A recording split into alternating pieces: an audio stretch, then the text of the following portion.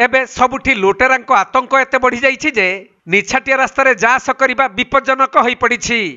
सेहीपरि CCTV camera रे कैद होइथिबा ही लुट घटनाटी देखंतु। यह हेउछि केन्दुझर जिला बड़बिल सहरर मिलिथिबा सूचना अनुसार बड़बिल अंचल रे थिबा रुंगटा कारखाना रे जीएम भाबे कार्यरत शाश्वत कुमार होता राति रे बस जुगे भुवनेश्वर रु बड़बिल फेरिथिले। आउ से पुराना बसस्टाण्ड रु चाली चाली रोंगटा कॉलोनी स्थित घर को जाउथबा समय रे मेन रोड रे थिबा संगम होटल निकट रे 4 जण दुर्बृत्त एक ऑटो रे आसी तांको निर्धुम पिटापिटी करी लहुलुहाण करबा सह मारणास्त्र देखाई तांकर मोबाइल और पर्स लुटि नैथिले।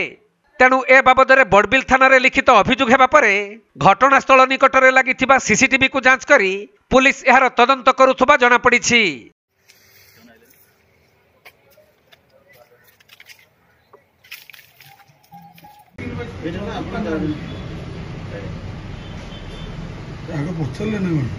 केन्दुझर जिला बड़बिल दीपेश कुमार बेहरा रिपोर्ट, कोणार्क लाइव।